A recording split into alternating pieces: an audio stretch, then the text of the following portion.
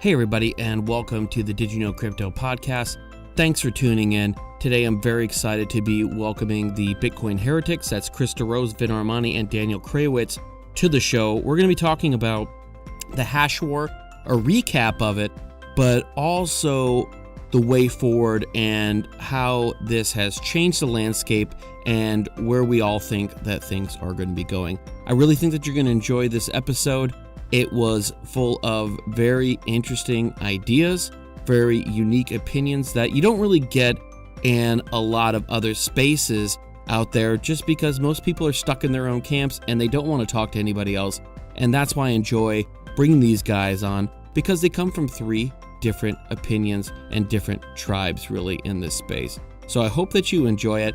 I'd really appreciate it if you'd go over and like, review, and share on iTunes and anywhere else that you listen to podcasts. So thanks again and enjoy the show.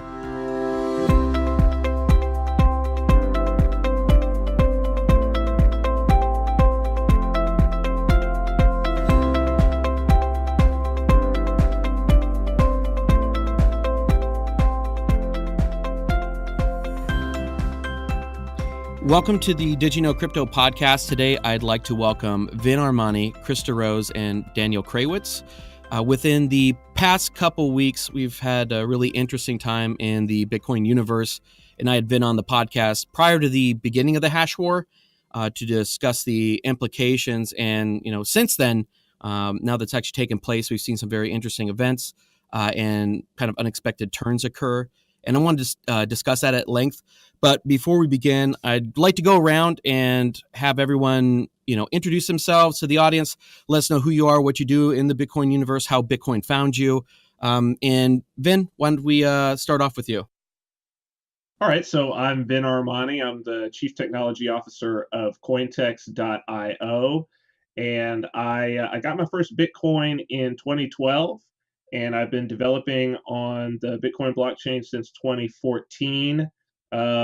Recently, it's become much more interesting with Bitcoin Cash, and so yeah, I've been involved with that and developing on Cointex, building out our platform there, and we had our earlier episode where we were talking about the hash war, and I think with these guys on, we can get we can get much deeper into it. We've done some stuff with this Bitcoin Heretics format that we've been working on, so I'm looking forward to talking with you, Dustin, and talking with these guys.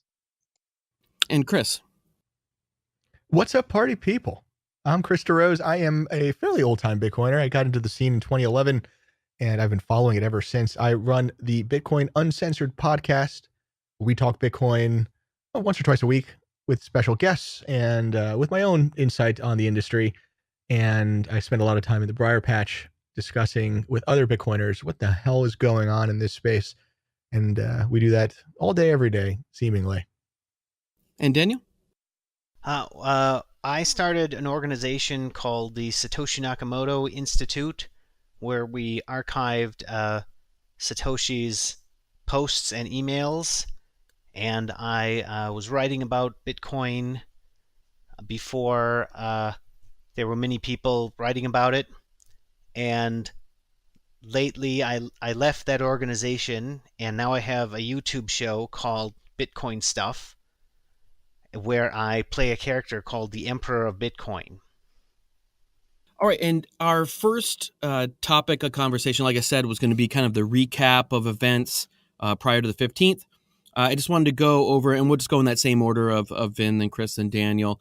And if we could just, kind of summarize, what you thought was going to happen, prior to the event, and kind of what your thought process was and how you reached that conclusion.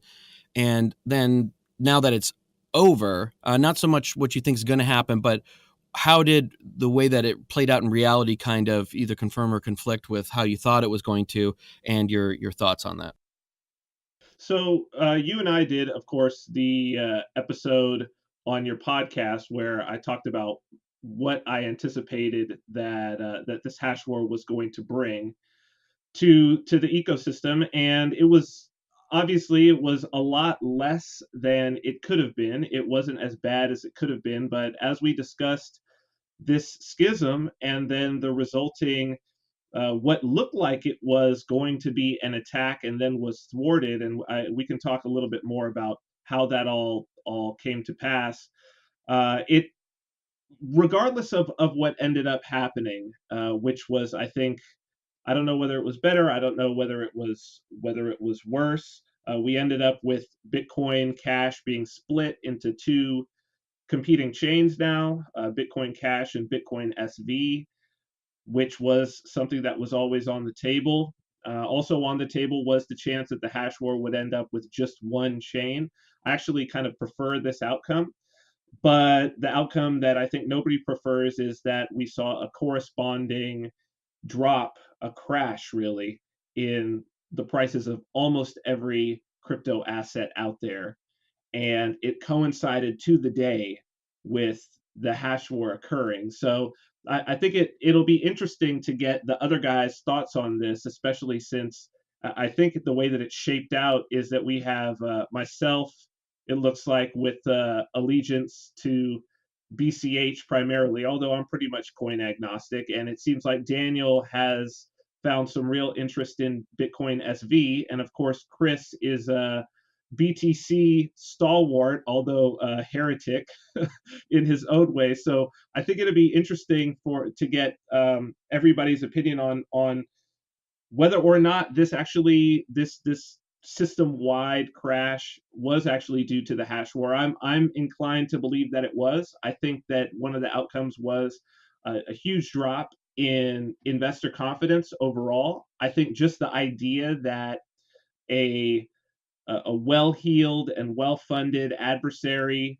could really threaten a chain and potentially take it over. I think that was something new, a new variable thrown into the ecosystem. So yeah, I mean, in my opinion, what we're seeing in terms of this entire crash, uh, by various different, both direct and indirect action, is I think it's due to the hash war. So yeah, I mean, the end analysis is we ended up with two chains, and we have a massive pullback on the price of every crypto asset out there. That was a good introduction. I share a lot of that opinion.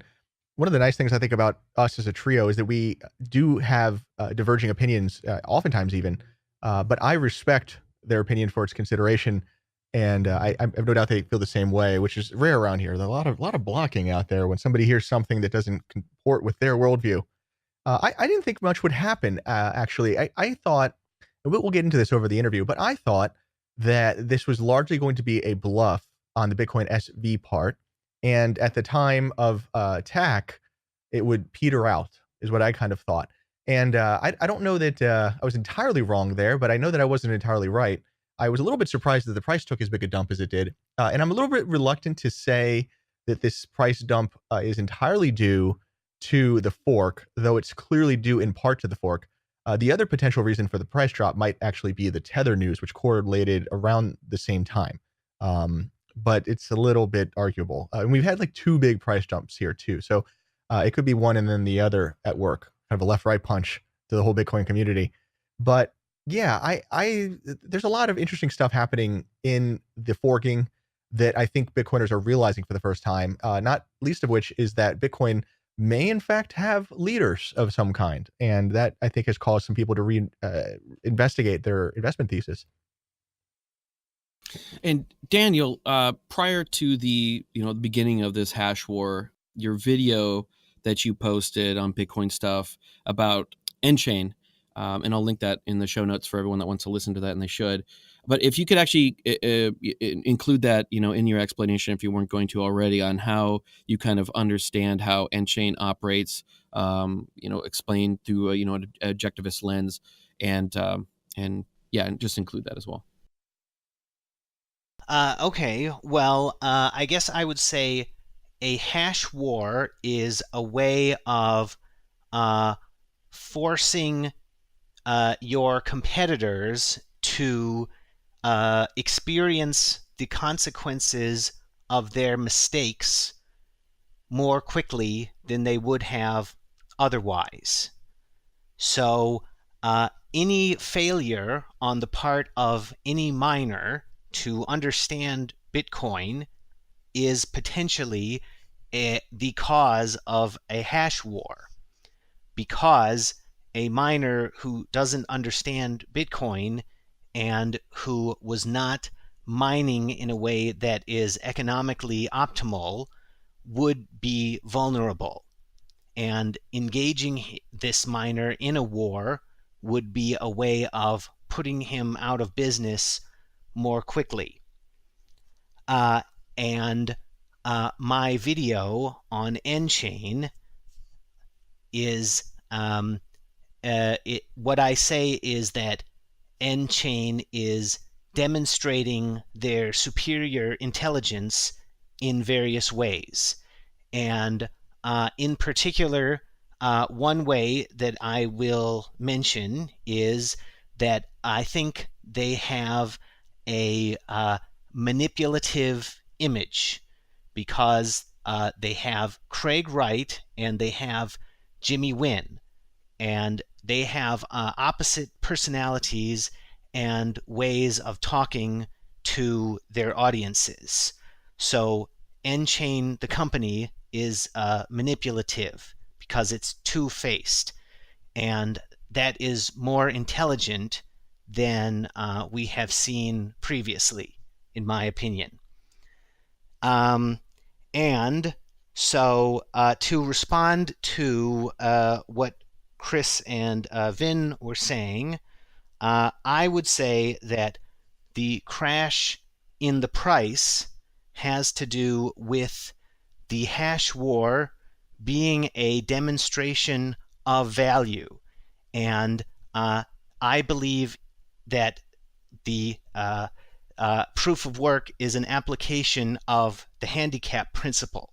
So hashing is like if a buck was growing bigger antlers. That's what the battle is over. And costly signals are a demonstration of value. And other coins have proof of work, but they do not know how to play the game with them. So they are like a buck that is all antlers and no body.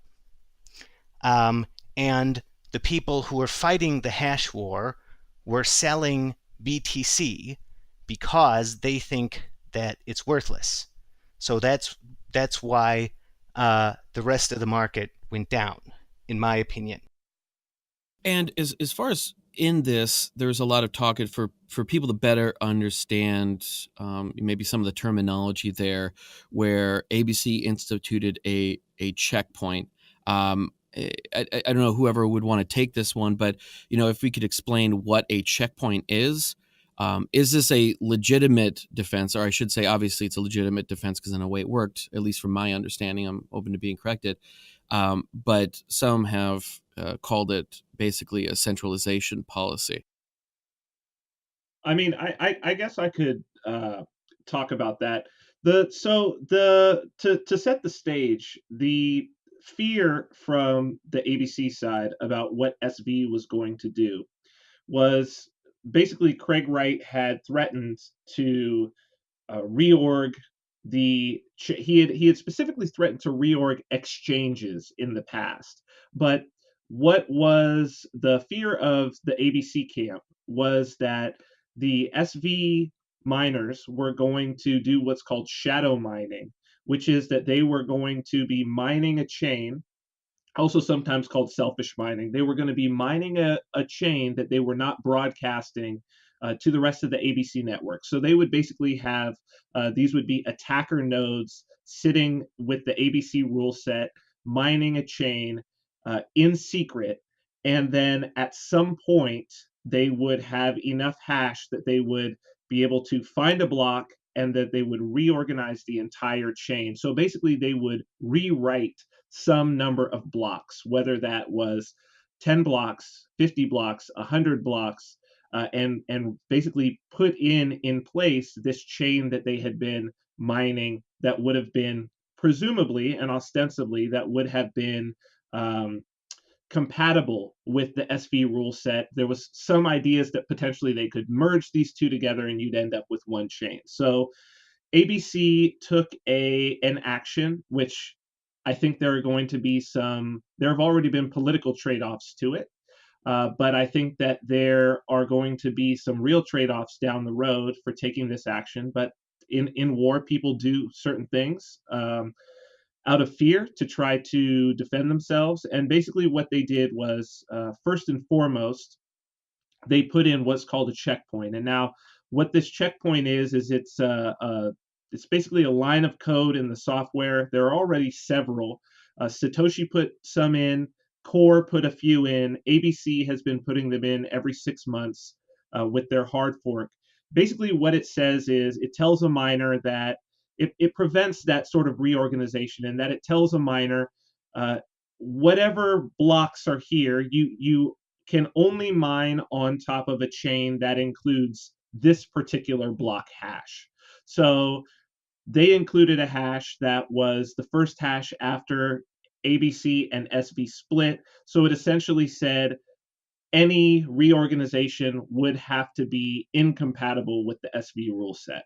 And unfortunately, I think they've taken it a step further now in that over a series of updates since that time, since November 15th, now it's come to a point where they have added what they're calling deep reorg protection, which is basically a system now whereby every 10 blocks, there's essentially a checkpoint. So a miner could not reorganize the chain, basically roll it back or rewrite it more than 10 blocks. This is not how this has traditionally been done. I saw today that Dash released something very, very similar.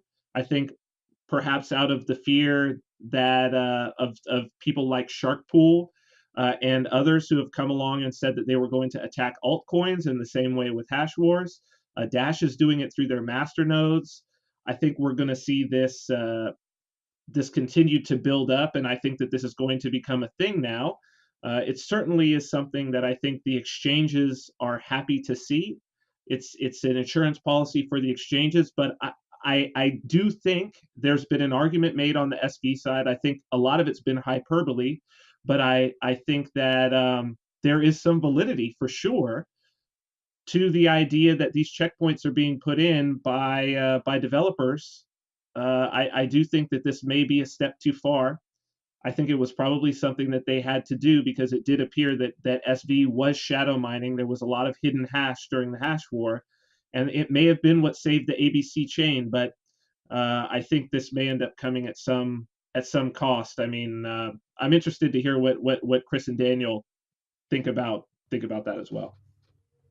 Yeah. So in my estimation, mining is one of the most mysterious and alluring parts of the space. It's always been that way. And it was the innovation that was blockchain in the first version of what is blockchain in its definition. We've changed the definition so many times now that I don't know what the word means anymore. But originally, that was what Satoshi brought, was a calibrating proof of work algorithm.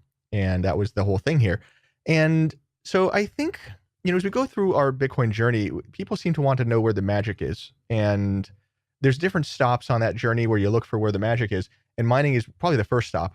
And it seems that many people believe that the magical part of Bitcoin is the mining, and that's understandable. The rhetoric is designed around that, and it's a comfortable belief.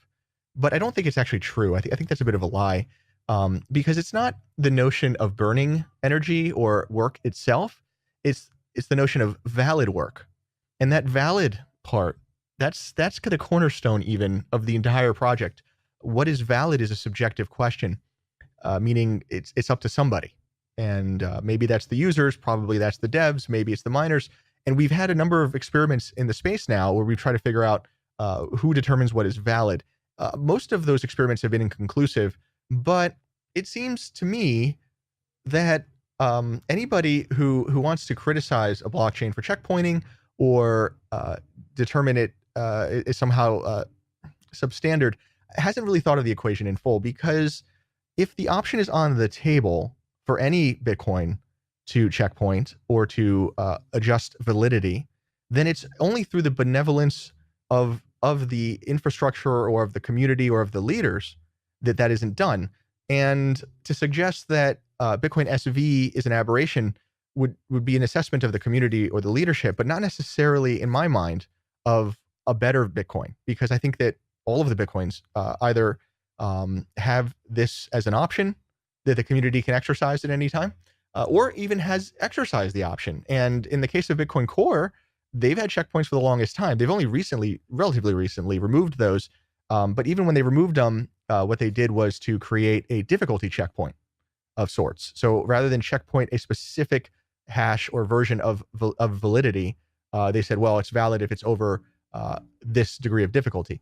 And so that would be expected to change. And during the SegWit 2x, it was pretty, in my mind at least, it was pretty open that everybody would be inclined to do something to change what is valid in Bitcoin Core if SegWit 2x activated.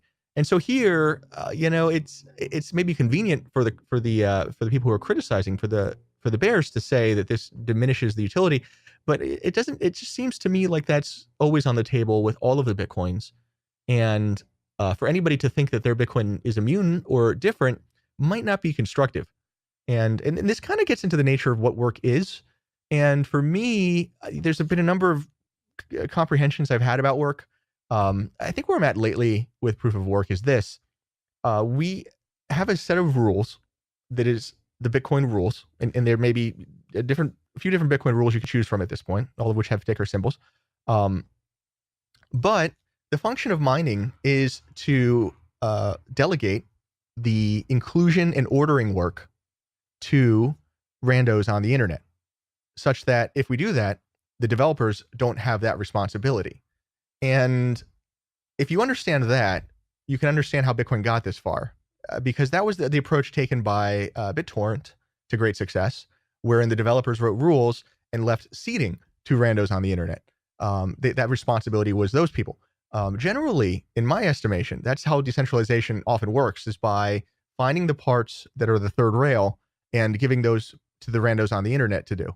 And that's usually the efficiency, is you kind of set the government against itself and saying, well, okay, well, your enforcement costs are now higher than the benefit, and that's how we're going to play the game. So I think that mining, in my estimation, I think Daniel's going to disagree with this, which will be good, but I think that it's mostly even redundant. Like, it needs to be done, but given the total and near complete lack of attacks or problems that we've had in most of these systems, by and large, it's a little bit more of a red herring, I hate to use that word, red herring, in many of the functions these days. To me, mining is something that you just kind of like care the least about, because like that's the part that you just don't want to do. And that's my take on it. So I don't see checkpoints as a problem or even inconsistent with any other Bitcoin. And I'm here as the guy who's representing the BTC ticker symbol, I think. So that's my overview. And Daniel, what were your thoughts? A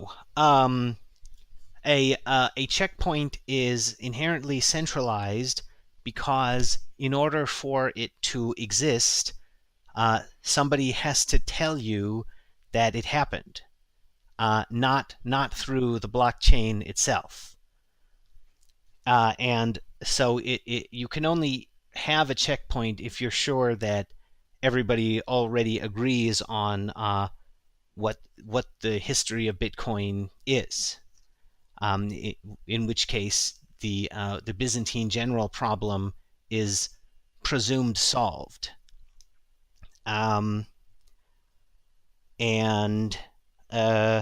So work is a costly signal that demonstrates investment in a future Bitcoin income, and therefore parties which show work are inherently staked to the future value of the Bitcoin system. According to the one of the results of the handicap principle idea is that only people who enter the contest are worth paying attention to. Even though the signal is costly and means energy is expanded, entering the contest is in and of itself a better indicator of value than someone who has not spent energy and who has not entered the contest. And let me talk about bluffing too, because that came up as well. So recently I saw a tweet from Craig Wright which said that his favorite interpretation of Goethe's Faust is that Faust sacrificed himself to Mephistopheles so that mankind could gain knowledge. So he sacrificed himself in an unselfish way. And to me, that is what the hash war is, because it is reasonable to pay attention to costly signals. So that's what was being demonstrated during the hash war. And at the same time, Craig Wright was training the market on what to pay attention to, because he knew everybody would be looking at him. So he created a very confusing signal that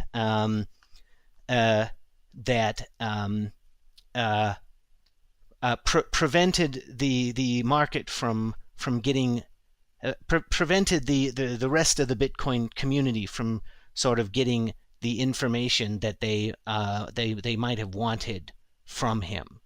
And to me, that is a demonstration of value, because in Austrian economics, secrets are what earn profits. Profits are earned by knowing something ahead of the market. So someone who can consistently act confusing is someone who knows what's going to happen in the market ahead of other people. And in regards to bluffing, as you just mentioned as well, one of the questions I was going to have was that the I guess some people call the proof of listing in a way where exchanges seem to have been able to overcome the perceived threat that Craig had said that he was basically, going to block transactions from exchanges if they didn't adopt, his chain. Did you? I know that you've had a disagreement with Vin over what constitutes, a hash war in that is whether it's a winner take all or whether it's a longer term struggle. But it seemed on the face that he lost this battle in a way. But I was just wondering, what are your thoughts on? And this is to Daniel. What are your thoughts on kind of the longer? Did he actually lose the hash war, or is this kind of a longer term struggle? Yes, he lost the hash war. Well, so far, Calvin Ayre has said that replay protection will be implemented, but that hasn't happened yet. But if it does, that is losing. However, I think that ABC will find that they have won a Pyrrhic victory. And well, I hope that the replay protection that we're going to get is not going to be mandatory, but as far as I know right now it is, and I think that's a mistake. But as to I forgot what I was going to say. There was something else. Well, Daniel, I have a question for you. I wanted to ask you this because it's before it slipped away from, because it was related to something that you had just said. I saw I saw a video, an interview in London with Calvin Ayre today. He was talking to the guys from Bitstocks. I don't know if you've seen it or not, but in the content that I've been doing in the lead up to the hash war, I think that I was very much under the impression that Calvin had a grand kind of long-term war plan type strategy. Since this event has happened, I've started to come to a little more of a conclusion, and this interview that I saw today actually solidified it a lot more to me, that perhaps I think I may have been wrong, and that Calvin Ayre is actually a true believer.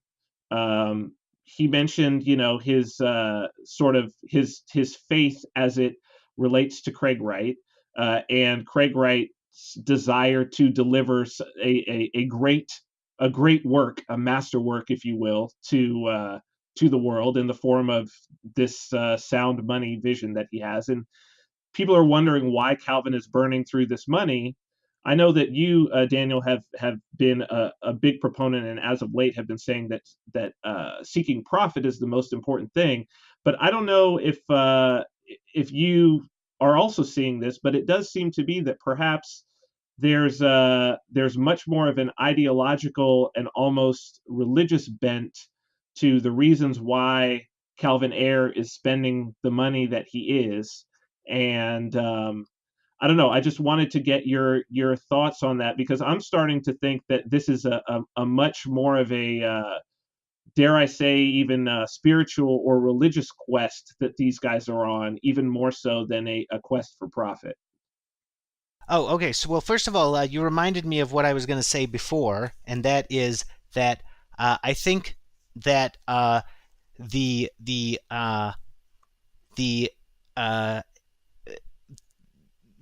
I think Craig and Calvin were lying about having long-term plans for the hash war, and they were making, especially Craig, was making threats that were all things that are theoretically possible, and which would be within his right to do as a miner, but were actually not health promoting for the Bitcoin system.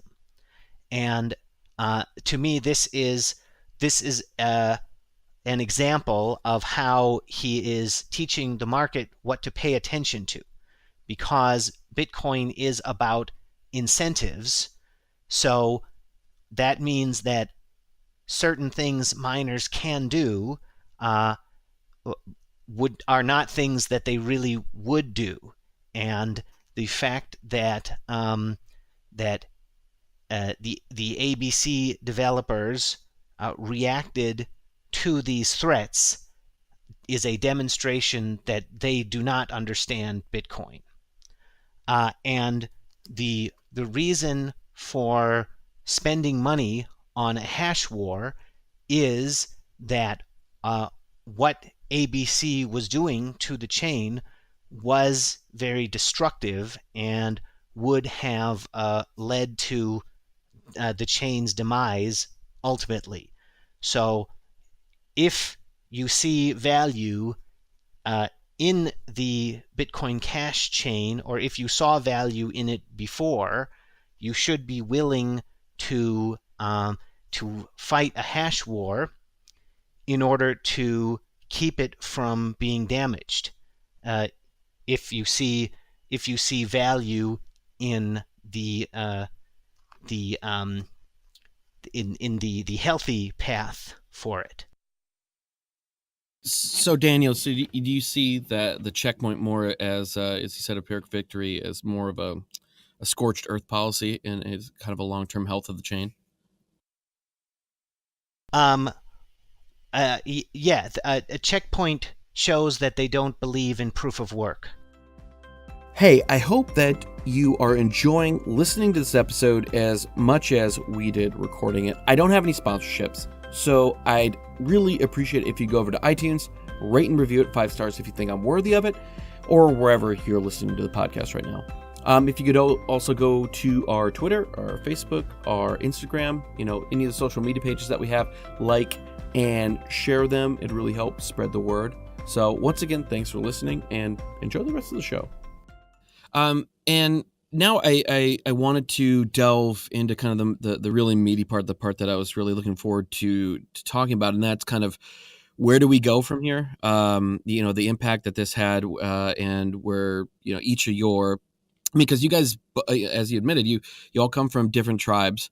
Vin, Bitcoin Cash, BCH, kind of agnostic, but Chris, you're with Bitcoin BTC, and Daniel, you seem to aligned with SV and the Shark Pool folks as well. And each of those have kind of a different thesis on how Bitcoin can be successful. And so the implementations and strategies are going to vary either slightly or a lot to achieve these goals. And these events, how have the events that have transpired and the learning experiences that we've gotten from it affected your way, how this is all going to turn out? And where do you see this all going from here? And Vin, we'll start with you. Why don't we start with Chris, because I really want to hear Chris's take on this. Yeah, great. So for me, there's a lot of big issues here that I think are coming to a point. I would say that I find the hash war as a moniker for this to be a bit disingenuous. It's a great marquee. It gets people into the fight, but I think, as evidenced by the checkpoints, I don't think that the people who are invested in these systems are just going to like pack it up and go home. That does not seem to be the level of commitment that these people have, nor should it be. So I think that in any given case, whatever would have happened, we wouldn't have seen somebody really walk away with their tail between the legs, save for Bitcoin SV, which has not manifested. So they're in it, and that's good. In terms of Calvin, what's interesting to me is that due to a lot of fairly complicated things that I'm not even sure about, people come into the space and they receive a perspective. And that perspective has everything to do with when they got in and who brought them in. And that perspective becomes the mile marker or the measuring point for everything that happens to them thereafter. So for me, I was in very early. My perspective was very much of a Bitcoin as a fungibility solution for buying things with some degree of privacy. That was the perspective that I came with. And then a few years later, a whole bunch of people, much more than was part of my generation, came in for the exact opposite reason, where they came here for auditability and transparency and permanence. And that took me a while to figure out even. And so now here we are with Calvin, and it's going to be very important to consider who brought him in. And I don't know that answer and under what pretense, because that would probably be his MO for a good while, if not forever even, in Bitcoin. That whatever allure, whatever utopia, whatever promise was given to him at that time is probably the fulfillment of the mission for him. So if Bitcoin Cash BCH wasn't doing it for him, certainly he would take it to Bitcoin SV here. And in terms of faith, that's going to be an increasing drumbeat around here. It's a kind of a mixed bag. It's very good in that it, at least in my mind, indicates some degree of health, but it also can be very bad in that it indicates a good degree of intolerance probably as well. So we're seeing that. Like, I've been introduced on the show as the BTC guy, and I don't mind that introduction, but I care more about Bitcoin in any given flavor. And it's unfortunate that the whole community is battling against itself here as a result of all kinds of things, rather than working together towards the ends that conceivably they have a lot in common with, amongst each other. I think that this fungibility versus transparency thing is really going to become the next big issue, because you have these demographics that came here that are very vocal for either transparency or for the exact opposite fungibility. It's very funny even. And just to make it even more weird, the SEC shows up and says, in fairly not uncertain terms, that Bitcoin is here to stay. But what they don't understand is that what is Bitcoin is very arbitrary and highly debatable. So what might end up happening now is, if ICOs are not okay and Bitcoin is okay, my guess would be that we would have a lot of social pressure now that would introduce Bitcoin forks as a legal way to offer something more akin to what would have been an ICO last year.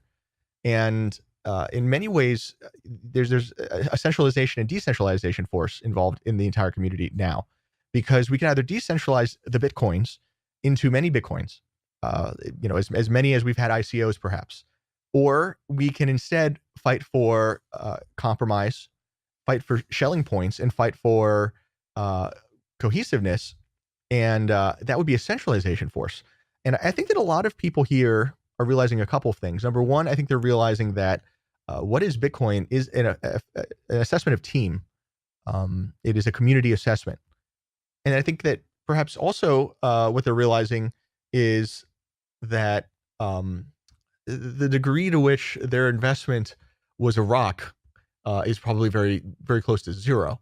And that's also very funny to me, quite frankly. I can see how that happened. That's a longer discussion. But I don't think now we can look at this and say this is a form of gold anymore. And that's a big reckoning for everybody. We'll see if people feel that way. If the faith endures, then it would be expected that we could will ignorance of this revelation that Bitcoin is not a rock, and that'll be interesting but weird. And I don't mind if it's interesting to watch the demographics that have lined up in favor of Bitcoin SV. It's actually not even that surprising. I had a reporter, a fairly high-end reporter, predict a lot of this, and I don't want to say their name, but kudos to them for seeing the demographics as it is, because it's very evident to me that lacking a culture of cohesion or leadership, that there's this sort of battlefront now in the community for allegiance to any given form without compromise. And it's not bad for the old hodlers. It's actually probably very good for the old hodlers. I think it's actually bad for the new people that come in, because they have a analysis paralysis problem and brand confusion problem. And whether or not that's bad for the space, ultimately we'll have to decide. But my hope is that the product will come, if there isn't one already, that'll offer them exposure to all of the Bitcoins in the way that old hodlers have, and then that would be good. So that's kind of how I see things evolving in those ways. One last point I would say about mining while we're on the subject. One other point, even though the hash war might be a bit disingenuous in my model, what isn't disingenuous is this notion of sacrifice, which seems to actually be, I think, what proof of work could have been or should have been or might even still be, in the sense that it represents the degree of sacrifice that's been made for this notion of truth. And what is also coming to be more evident, I think, in this space right now as a result of the fork, all of the forks, is that maybe sweat equity is at parity with energy consumption. Maybe one of the reasons why it's important to get people in the door and mining and performing commerce and becoming allegiant to a team is because it creates work in a more conventional fashion, in human hours consumed, sacrificing for a shared cause. That would be even my hope. We'll see if that becomes a narrative that people fix to. And Vin? Well, I think that that for sure these three chains are going to be important, I think, in the next year to 2 years in the ecosystem. And I've been thinking a lot about what these three chains sort of represent. And it's interesting because this is something that it seems is also on the mind of Calvin Ayre, because he's had several public statements and also tweets where he's sort of trying to explore what does the SV chain stand for, which is super interesting, that the community and the chain are becoming inseparable, which I think is important, but it also speaks to the idea that there will probably be a great many more forks in the future. What I see is that to draw on Eric S. Raymond's the title of his book on open source, on the philosophy of open source, The Cathedral and the Bazaar. I think that what we're going to see is the constant interplay and conflict between those two models. The cathedral model, whether you want to call it a sort of hierarchical, top down, that here's this leadership and they're dictating the direction, which I think is much more of sort of the way that SV is going, where the people who are cleaving to that particular community are certainly cleaving to the the particular one leader at the top, Craig Wright, and you almost can't even talk to those people because many of them, because all you hear back are just the same memes and catchphrases that Craig Wright happens to be using at the time. So it's better off to just listen to Craig Wright. And I think that you have a cathedral model there. I think that you have the cathedral model in still in BTC, but I think a lot of that is just by default, just because it's the granddaddy. The people have been involved the longest. It's the most established. And I think that the memes that are there, although as Chris says, with the rock meme disintegrating, with the there are no leaders meme disintegrating, we're going to have to see what that means for the BTC chain and how that community is going to handle what comes, but we'll see. Um, I think that the ABC chain is the closest thing in Bitcoin to that, for better or worse, to that bizarre model. And I think that that was why you had so many people coming together in a coalition. And it really was a coalition of people to sort of fight off what they saw as the looming threat of SV in the hash war. I think there are a lot of problems, obviously, with the bazaar model. You tend to get when you get momentum going in one direction, it's very difficult to shift directions. Also, it's very difficult for people to, and this is one of the things that I think is why we saw the rise of within BCH, why we saw the rise of SV to begin with, is that there's no one there to really put forward uh, what is the value structure, the moral value structure of this particular community, and it's sort of everything goes. It's the bazaar model, right? So you've got multiple implementations. Somebody puts up a new implementation, everybody celebrates it. You've got multiple different, wallets and the little social apps and all of that, and there's this broad sort of community congratulatory air to, and it's very attractive and it's very seductive if you're a developer to be involved in a community like that, because you can innovate, and at times you can do some really stupid things and people will applaud, and that's a drawback of the bazaar model. I think a lot of that is going to go away on the SV side. I think that they will probably they will have a lot less experimentation. I think they'll probably make a lot less huge mistakes, but I think the huge innovations will probably, as well as the huge mistakes, will also be coming from out of the BCH, the Bitcoin Cash camp. So I think that's really what we're looking at. Is we're looking at this play of the cathedral model and the bazaar model of organizing groups, and particularly those that are circling around software. So I think that's what people can pay attention to. I'm most interested to see how that interplay between BCH and SV is going to affect the BTC community. I already see, as Chris said, I already see some people who are old schoolers. I'm surprised at how many old schoolers are having an affinity towards SV. So I think that's going to be really interesting to see. And Daniel, why in your mind is kind of, have you made SV kind of the true faith, I guess, of Bitcoin, and the one most capable of achieving the goals of Bitcoin? Okay, well, first of all, I never thought that Bitcoin was a rock, but agree with everything Chris said, except that proof of work as a truth about Bitcoin, I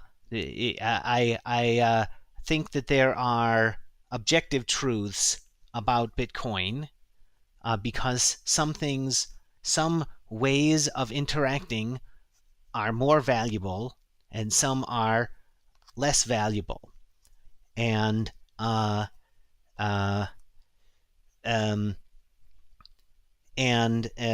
to me, the reason that SV is more valuable is that it is the environment that a world money based on Bitcoin could grow out of.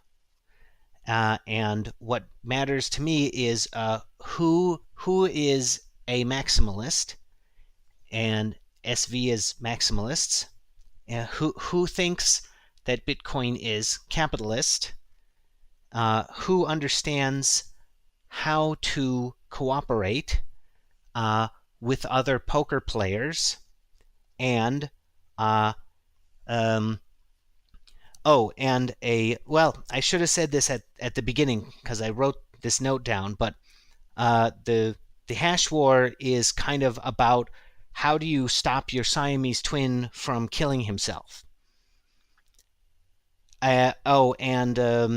Cathedral versus Bazaar. So I would say that I agree with Vin as to how to the culture of the two chains. However, I think that the SV chain will become more like a bazaar eventually, because a miner that successfully scales Bitcoin inherently creates room for new miners, and the ABC chain is creating an environment which ultimately will be hostile to long-term investment in the network. And Chris, you mentioned the rock thesis, and that it's no longer that. So how were the leaders kind of the the faith of the store of value, which seems to be the predominant on the BTC chain? How is that going to change the demographics of the people that are following BTC as well as those in leadership? It's very hard on the BTC side of things because what's very evident, number one, is the Bitcoin Core developers work for all the Bitcoins. And I don't know that the rhetoric on the pro BTC side has really grasped what that means. It seems like it's sort of there's always this notion of the inevitable in much of the Bitcoin Core supporting camp. Certainly the Bitcoin maximalists, I mean, maybe even all Bitcoiners, I don't know. But the notion of the inevitable is that you get into Bitcoin, and what is certain is Bitcoin ascendancy. And there's a good, healthy degree of that. And that's certainly a big part of why I'm here. But it's a little bit disingenuous because taken to its most extreme end, that would mean that the optimal solution is to do nothing. And it saddens me because there's a lot of people in the Bitcoin Core side of things that have really taken that attitude to heart. And that's alienated a lot of people, as well it should have, because when they show up and they want to get started and they want to help, or they want to ask questions about how we can do better, the resounding no is deafening and has caused what I think is a lot of the drama in the space to begin with. So in all of this, I think that the attitudes of inevitability will continue. I don't know if this answers the question. I think it does. It will continue in the Bitcoin Core side of things, as it always has. But I don't know that because the rock is no longer feasible, I don't know if that's going to be as well received by new people. And the sort of arrogance of the foregone conclusion that there is a true Bitcoin and it is Bitcoin Core, I don't think that that's going to attract the type of allegiance that people will want. What I suspect will happen ultimately is that people will probably index, and either index all the Bitcoins, or they will index the top 10 cryptocurrency offerings or some such thing. And if that culture starts to bootstrap and capital is coming into all of these chains, my suspicion is that the Bitcoin brand itself could end up being a little bit murky within the Bitcoin Core camp. And so you could end up seeing people defect, not to the alternative Bitcoins, would be my suspicion, but to alternative blockchains. And I don't know what the numbers would really show on that, but that would be my suspicion of how things will play out. A lot of what's, I think, happening here is this notion of like Bitcoin primacy as a brand. And I don't know that that's exactly true. I'm not betting on that. I think that that's a great hypothesis and it might be true, but I don't know that I actually believe that it has to be true. The belief that this is the MySpace and there will be a Facebook, it's not one that I really share, but it's also not one that I'm so certain won't happen that I wouldn't bet in some capacity that would accommodate that. And I actually be curious if like Daniel or Vin have an opinion there. Um, but a lot of what's happening is we're testing the Bitcoin brand, what it is to be Bitcoin, and what it is in the mind of potential investors to be Bitcoin. And that hasn't dawned on the Bitcoin core camp at all because of this rock meme that blinded them to that concept. I think that answers the question. No, I think that answers it very well. Vin or Daniel, did you guys want to jump in?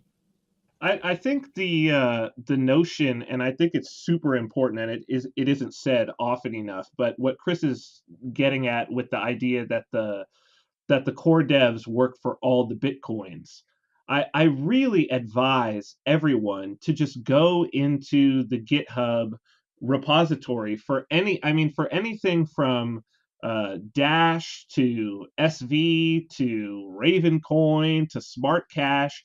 Go into the GitHub and look at who the top contributors are. And you're going to see that the top contributors are all core devs because this is all built off of they're all forks of Bitcoin. And so I think that it is interesting.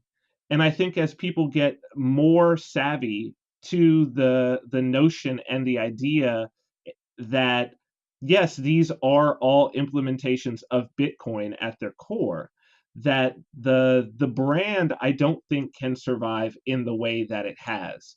Already it's only been a year, which is so interesting, right? That there was such vitriol thrown at Roger Ver for saying Bitcoin Cash is Bitcoin, but I think that there is a very nuanced view there to be like, okay, we'll just pull up the Bitcoin ABC GitHub repo, and you'll see nothing but core devs. So for someone to say that that implementation is Bitcoin, I don't understand why that would even be contentious.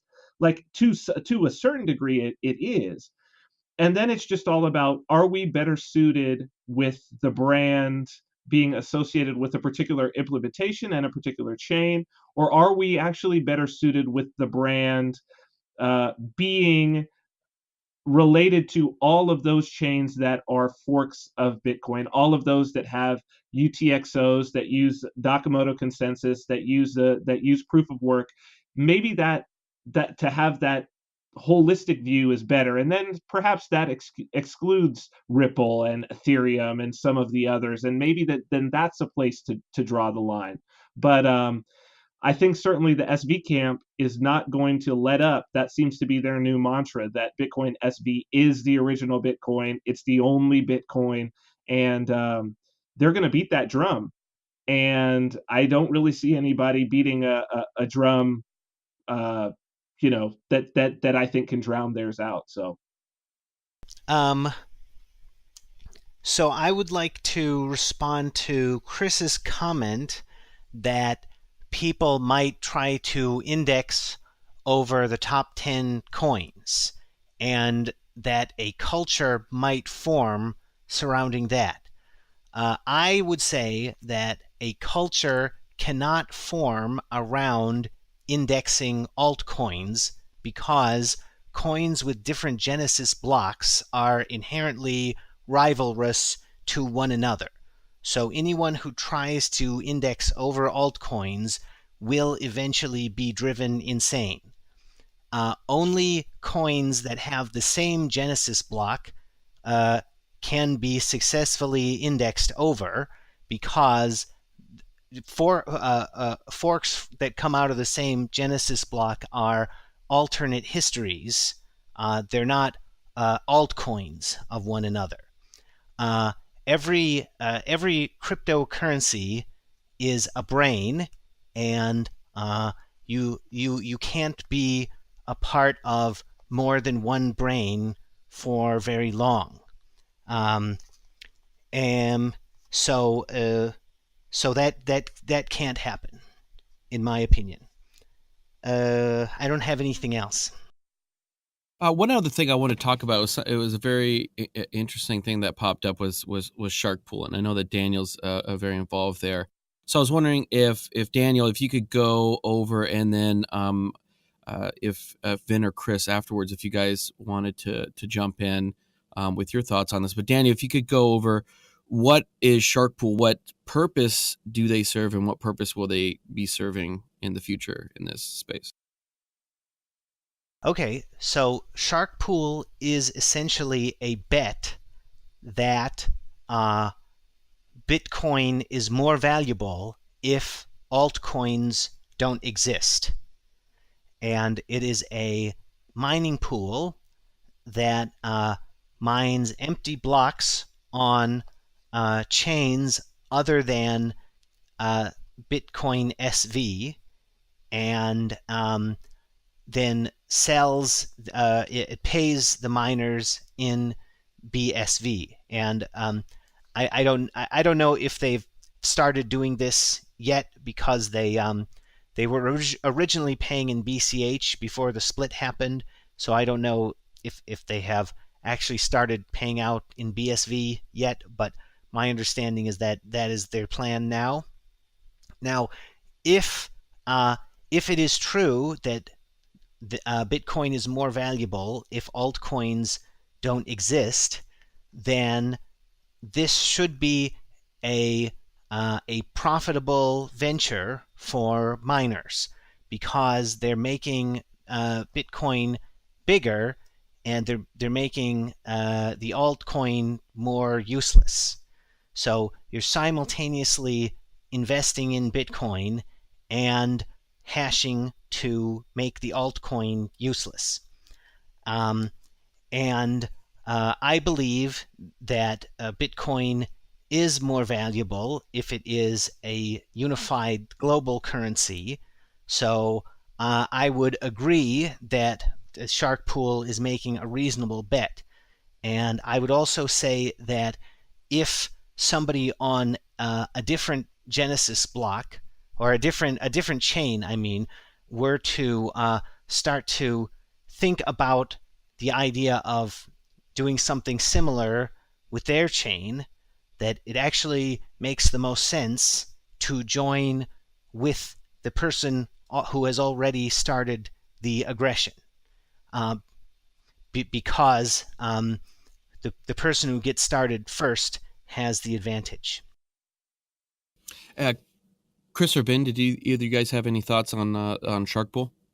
So I actually I agree with Daniel on what he's saying, that where I disagree, or I will say I disagree for the I agree for the most part. Where I disagree is, uh, the idea behind Nakamoto consensus, or the idea that Satoshi is getting across in the white paper, and I've said this recently, is that the fundamental idea, the economic idea of why miners prefer to stay honest, is the idea that fundamentally in Bitcoin you can't do you can't inflict pain on others without inflicting pain on yourself. So the idea that he presents is why would somebody who was a miner, who had majority hash power, so therefore it means that he's the one receiving the most coins, why would he do something stupid like a 51% attack, that and a double spend, which would reduce the trust in the network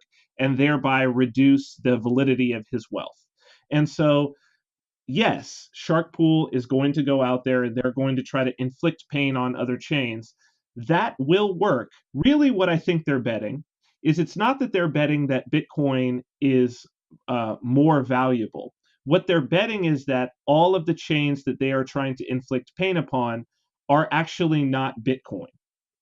And I think that there's an important piece in there, because if it does turn out that those coins are actually Bitcoin, that hurting them will actually do damage to the overall trust in the ecosystem, which by extension will then hurt all of the Bitcoins, because this ecosystem is connected, then they're actually going to be doing damage to themselves in the same way that Satoshi describes someone who is a 51% miner doing a 51% attack and reducing the validity of his wealth. That even if they're selling for BSV, they're if the ecosystem is connected in the way that I think we are seeing it's connected with this hash war and with the ecosystem-wide price dump, I think that they may get a rude awakening to the idea that what they thought were altcoins were actually Bitcoin. I know Daniel will disagree with that. I think Chris will probably disagree with that to a certain extent. But I think that what those alts that they're planning on mining are a lot more Bitcoin than they think they are. Something I would add to this, all of the commentary has been good, and I particularly I like Daniel's angle on it. It may very well be true, but compounding a lot of the weirdness in all of these issues is what an ASIC is and what it represents economically.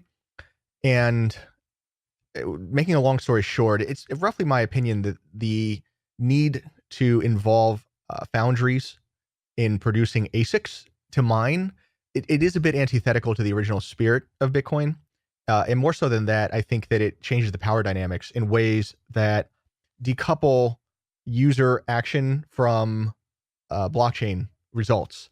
Meaning, if you don't have an ASIC or a friend who has an ASIC or a permit from the government to produce ASICs, you're effectively not part of the crony group of some kind. And I know that there's a lot more play in there than some type of cronyism, but the notion that you need a specific circuit to mine does kind of change the demographics on who can participate in these things.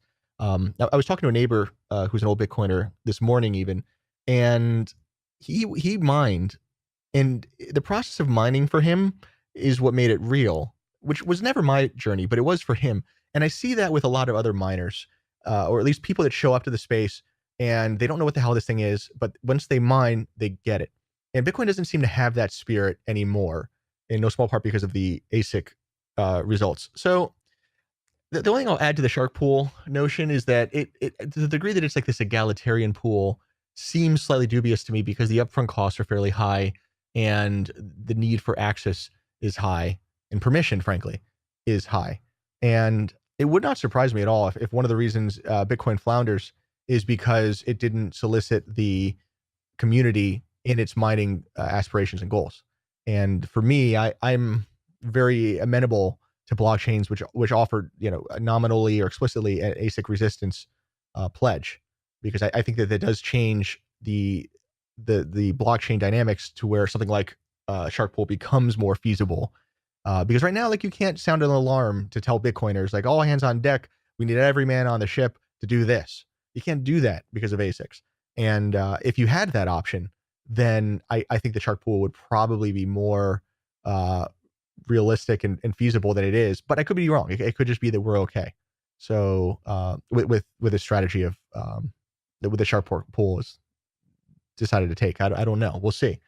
Again, I think that hashing is a bit of a ruse in many ways too. So like the notion you could attack somebody that would go away, that doesn't seem to happen. Usually what happens is they just put a checkpoint in or change an algorithm or whitelist, something like that. And then what you end up having is like a constant. It's not like you pay a small amount of money for like 10 hours. It becomes like a monthly check you have to write to denial of service this network in perpetuity. And that's a different equation. Well, I would like to respond to that because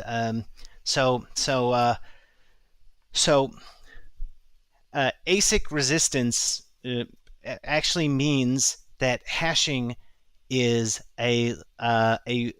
does not correspond as well to energy lost, and I think not ASIC resistance is the quickest path to lost energy, and costly signals oppose that which they demonstrate. So antlers are the exact opposite of everything that you would want if you are a buck. They make everything more inconvenient. So what lost energy opposes is intelligence. So the not ASIC resistant coin is the more intelligent. So that's all fair. To be clear, I think having some degree of reservation or humility in these things is so like underappreciated in this space. Everyone's full of righteousness and certainty, and I don't know. The longer I'm in this, the less of that I've got. I'll tell you that. Oh, I don't think I'm certain about very many things. Oh, that wasn't. Yeah, no, you're great. I appreciate. Oh, okay. I appreciate your weighing in always. Okay. Yeah, I didn't mean it. I thought that after I said it, I was like, I hope Daniel doesn't think I was thinking. Oh, I wasn't talking about you. I'm talking about Oh, okay. some of these other Bitcoiners who like they know everything, they see all, they are 100% certain all the time. They are the Miss Cleos of Bitcoin. We have many of these. Well, I'm very certain of the things that I actually say, but I stick to a limited range. I stick. I don't have a very limited range, but I try not to have as much certainty. So I think it balances out. Yeah, I don't. Okay. I think we covered a lot of good stuff. I'd be curious. I guess what would something else that needs to be said in the space is like the Bitcoin Cash proposition was that we could create a vibrant retail economy, and that seemed healthy to me. I liked that very much. And the Bitcoin Core route seemed to be the opposite. Spending money was terrible. You should use Visa. I didn't like that. Not at all. And I guess it seems to me that if this sort of like rock meme is dying, that doesn't mean that we have to give up anything at all. I always liked this for plan B of sorts. Like that was always what appealed to me after the initial phase of utility was that notion. And I'm hoping the industry goes that way, at least at some level. What the problem that I have with plan B, I will say, with some of the strategies is that like in a good plan B, it seems to me that you would be able to use your Bitcoin to do things. And it doesn't seem like BTC wants that. So that's kind of weird, because if it's going to be a plan B that nobody uses, that doesn't seem like a good selling point. What are you guys seeing there with like Bitcoin SVs? Has the plan B moniker started yet? Or is that are we premature on that? We wait for the economy to go down first. I mean, it's what's interesting, and I've been thinking about this a lot actually lately, Chris, and I'm starting to move to the idea that I think we were maybe wrong in terms of how this adoption was going to happen, because where it seems that the adoption, where the real pickup is not in use of the currency, is not even in hodling. Certainly, this new group, and the group that came in and I think has most of the people who are really in support of SV, because SV is in many ways it's been unusable for the past couple of weeks, but that hasn't been an issue for many of the supporters. I really think that it's now what people are getting in it for is really the community. I'm seeing a lot more people involved online who are very vocal, very loud, and I'm pretty sure that they're not big hodlers, that they don't use it very often. They're non-technical in terms of as devs. They're not people who are hyper involved in Austrian economics, and they didn't come in from that direction. That I'm seeing people really more for, dare I say, fellowship, in almost a religious or a communal sense. And I'm thinking that perhaps really what it might end up being is it might just end up being that we have to sort of breed our own adoption, and that over time it's going to take a generation or two, and it's just going to be the children of people who are a part of this culture and who were raised with the word Bitcoin, being said in their house and being introduced to these sorts of things, and that they're just going to grow up and it's going to be normal, much in the same way as, let's say, like the Mormons. Basically, they bred the state of Utah.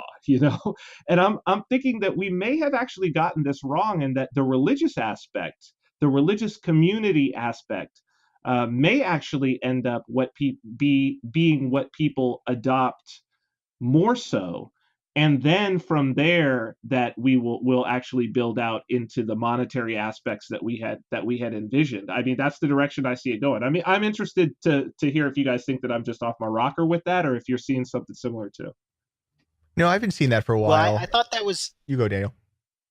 Oh, sorry. I thought that was really interesting because I actually think that Bitcoin is the next phase of human evolution. So it would make sense if that happened.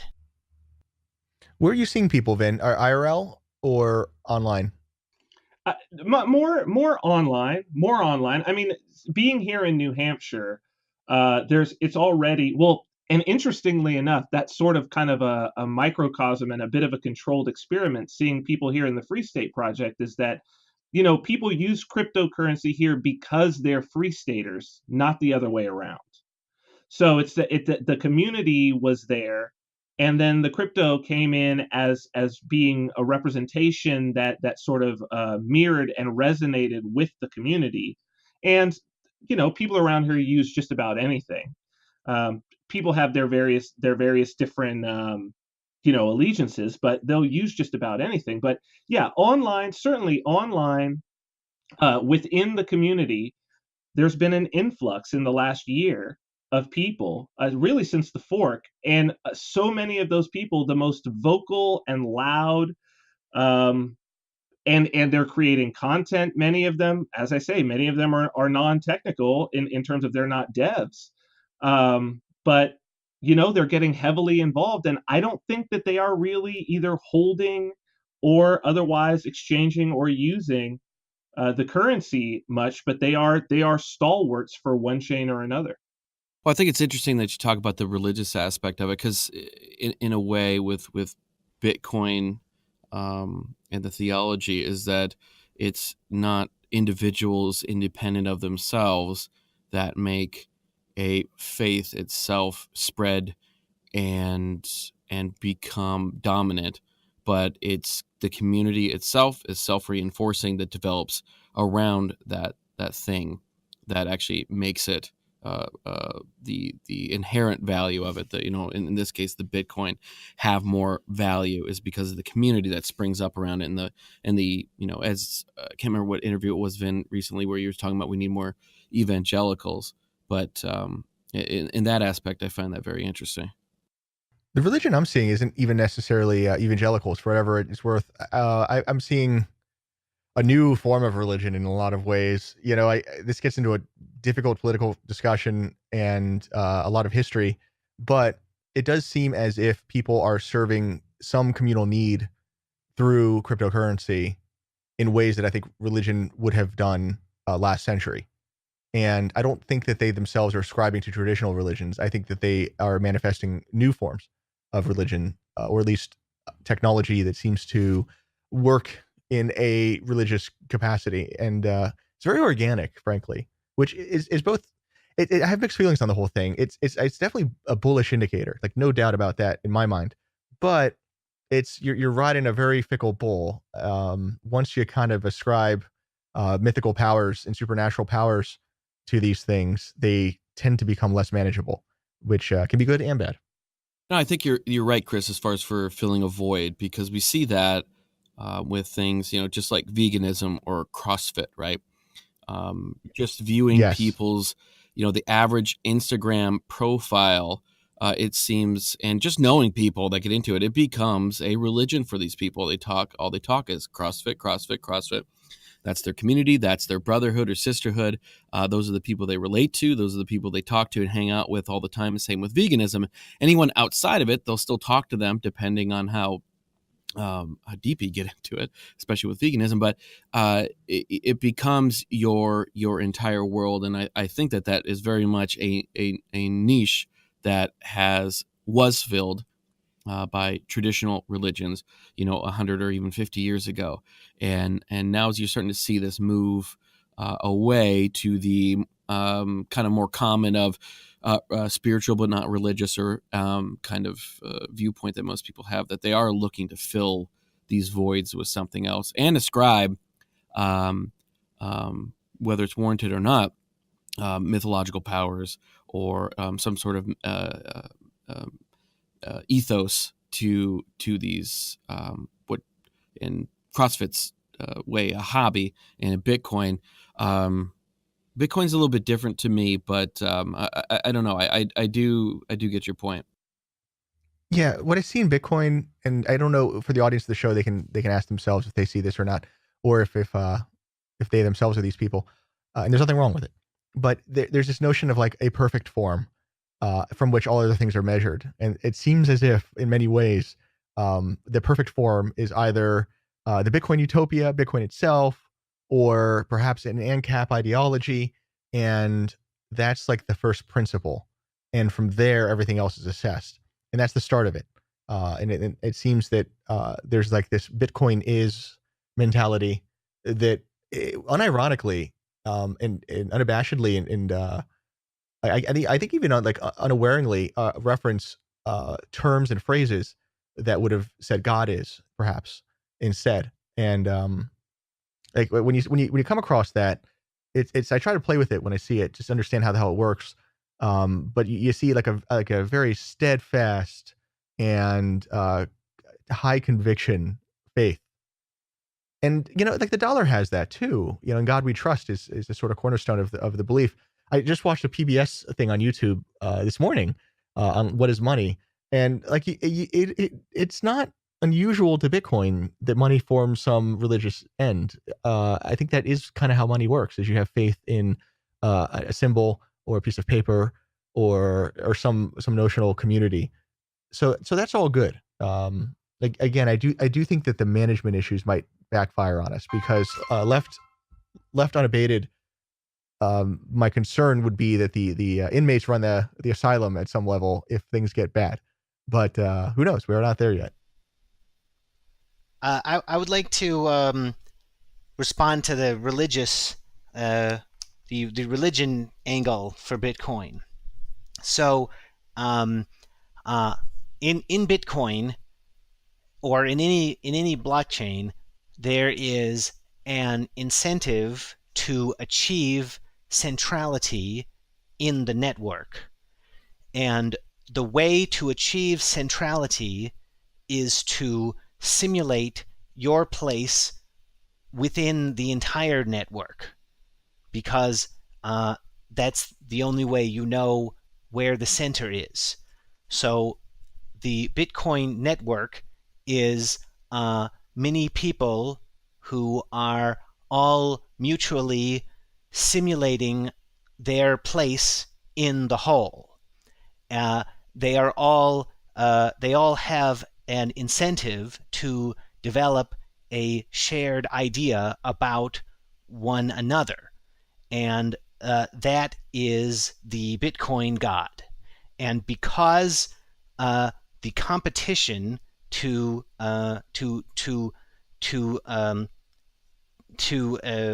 proof of work continually gets worse as Bitcoin grows, the competition never ends. So there's no level of intelligence that is high enough. Did anybody have any closing thoughts before we wrap this episode up? It's been about an hour, almost an hour and a half now, but I think we've kind of covered everything. I would throw out there for the audience to consider, and I would be interested if Daniel want to discuss this. I mean, the notion of the ideal Bitcoin is certainly something that's probably dear to all of us. But it seems as if decentralization having limits might be the lesson of the hash war. If we completely decentralize the Bitcoin, it would seem that everybody has their own ticker symbol, and nobody can conduct trade with any other person. Meanwhile, if we only have one Bitcoin, it seems that there is a high potential for tyranny. And so I think that the community is going to have to start grappling with what is Bitcoin in a way that invites compromise, that probably establishes some link between compromise and centralization, in so much as like a Schelling point is a compromise. A Schelling point is a centralized source of some degree. And I would say that might be the moral of this: is, are Schelling points centralized, and is that okay? And what degree of decentralization do we see optimally in Bitcoin's future? That would be kind of how I would frame a lot of this, and you guys can decide if you agree. I think that's awesome. I think that that's something that's been on my mind as of late, and I think that we have to definitely re-examine what does decentralization mean. I think that it has been there has been the thought in Bitcoin that decentralization, and certainly this was coming from the BTC side, in the past 2 years, it's been a mantra that decentralization was really about the number of nodes on a particular network. But I think that we are seeing that indeed decentralization is about many nodes on many networks. But as Chris said, and I think that it is an important point, I don't think anybody wants absolute decentralization, because that would mean that everyone had their own node on their own network. And at that point, we don't have Bitcoin any longer. So there does have to be some compromise in between. And I think that I do think that is perhaps the moral of this discussion. Yeah, Well, maybe I think. Sorry. No, you go, Daniel. You go. I think Bitcoin is decentralized because anybody can compete to get to the center, but there only needs to be one center.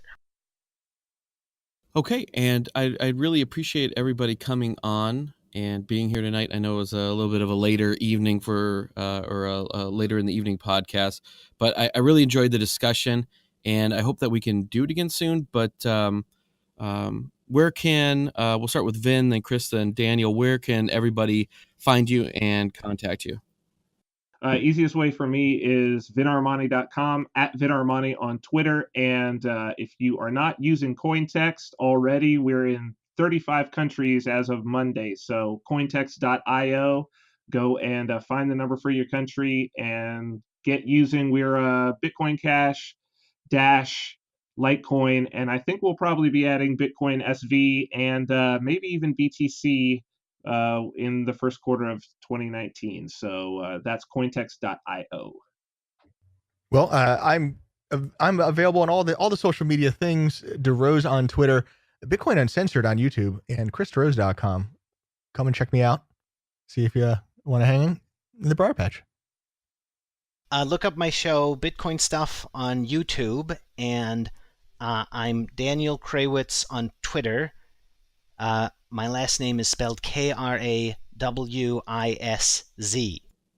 All right, and I'll have links to everyone's social media profiles, YouTube, and everything like that at the in the episode notes at digiknowcrypto.com. And once again, thanks everyone. Thank you. Thank you. Thank you.